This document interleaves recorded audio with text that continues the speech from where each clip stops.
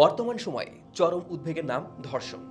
আজকাল খবরের কাগজ খুললে কিংবা বিভিন্ন সোশ্যাল সাইটে চোখ রাখলে হরহামেশাই নিকৃষ্ট এই অপরাধের খবর চোখে পড়ে। প্রাপ্তবয়স্ক থেকে শুরু করে শিশু কিশোর কেউই যেন বাদ পড়ছে না এই মরণ থাবা থেকে। এই তো দিন কয়েক আগে পুরো দেশ আসিয়ার পাশবিক অত্যাচার ও নির্মম মৃত্যুর সাক্ষী হলো। তার এই ঘটনা গোটা দেশবাসীকে স্তব্ধ করে দিয়েছে, ভাসিয়েছে বেদনার অশ্রুতে। দেশবাসীর মনে এখন একটাই প্রশ্ন, আসিয়া তো নির্মমতা সইতে না পেরে যাত্রা করলো অনন্তকালের পথে, কিন্তু যারা এই অপরাধের সাথে জড়িত তাদের কি সঠিক শাস্তি হবে? আসিয়ার বাবা মা কি পাবে সন্তান হত্যার বিচার? এরকম প্রশ্ন আসা অবান্তর কিছু নয়। দেশে এরকম বহু আলোচিত ধর্ষণের ঘটনা আছে, যুগ পেরিয়ে গেলেও সেগুলো বিচারের মুখ দেখেনি। আসিয়া যখন হাসপাতালের বেডে মৃত্যুর সঙ্গে পাঞ্জা লড়ছে, পুরো দেশ যখন তার ফিরে আসার অপেক্ষায় পথ চেয়ে আছে, তখনই ঘটে আরেক চাঞ্চল্যকর ঘটনা। বরগুনায় এক কিশোরীকে অপহরণ ও ধর্ষণের বিচার চেয়ে মামলা করায় 6 দিনের মাথায় হত্যাকাণ্ডের শিকার হয়েছেন বাবা। তার মরদেহ উদ্ধার করা হয়েছে নিজ বাড়ির পেছনের ঝোপ থেকে। স্বজনদের দাবি, ধর্ষণ মামলার জের ধরে অভিযুক্তের পরিবার প্রতিশোধ নিতে তাকে হত্যা করেছে। এই হচ্ছে বর্তমান চিত্র। ধর্ষণের বিচার তো হচ্ছেই না, বরং বিচার প্রার্থীকেই হটিয়ে দেওয়া হচ্ছে দুনিয়া থেকে। এখন দেশের কাছে সেই কিশোরীর প্রশ্ন, নিজের প্রতি অবিচারের বিচার চাইবো নাকি বাবা হত্যার বিচার? তনুর কথা নিশ্চয়ই আপনাদের মনে আছে। তার ধর্ষণ ও হত্যাকাণ্ড বাংলাদেশে এক আলোচিত হৃদয় বিদারক ঘটনা। তনু 20 মার্চ 2016 বাসা থেকে বের হওয়ার পর নিখোঁজ হয়। সেদিন রাতে কুমিল্লা সেনানিবাসের একটি জঙ্গল থেকে তার মরদেহ উদ্ধার করা হয়। পরবর্তীতে তদন্তে দেখা যায় তাকে ধর্ষণের পর হত্যা করা হয়েছে। সেনানিবাসের মতো একটা জায়গা যেখানে কঠোর নিরাপত্তার বলয় ঘিরে রাখে, সেখানে একদল পশু তনুর শরীরটাকে ক্ষত বিক্ষত করে ফেললো, অথচ কেউ টেরই পেল না। কোটি বাঙালির প্রশ্ন, সত্যিই কি কেউ টের পেল না, নাকি ইচ্ছে করেই ধামাচাপা দেওয়া হলো?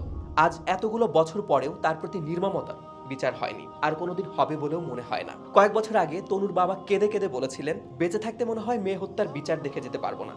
তনুর পরিবার দেশের কাছে বিচার না পেয়ে আল্লাহ তাআলার কাছে বিচার দিয়ে রেখেছেন। আমাদের দেশে এরকম অনেক নাম না জানা আসিয়া তনু রয়েছে যারা বিচার পায়নি। এদেশের বিচার ব্যবস্থার প্রতি আস্থা হারিয়ে তারা আকাশের দিকে তাকিয়ে অভিশাপের পাহাড় করছে। এভাবে যদি অপরাধীরা আইনের ফাঁক গলে মুক্তি পেয়ে যায়, তাহলে কোনো দিন এই অপরাধ বন্ধ হবে না।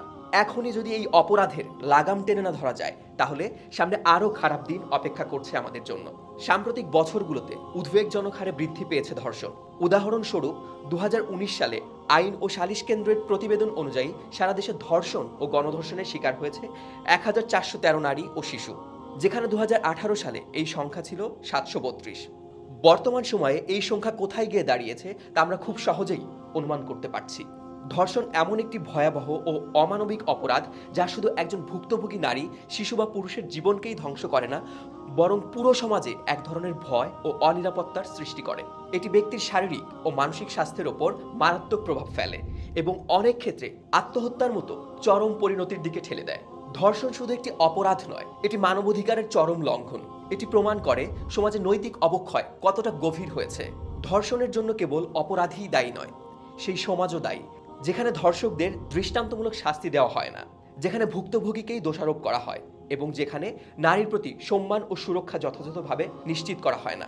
ধর্ষণের বিরুদ্ধে লড়াই করতে হলে শুধুমাত্র কঠোর শাস্তির বিধান করাই যথেষ্ট নয়, বরং সমাজে নৈতিকতা, পারিবারিক শিক্ষার গুরুত্ব, ধর্মীয় ও মানবিক মূল্যবোধের প্রচার এবং আইনের সঠিক প্রয়োগ নিশ্চিত করাও জরুরি।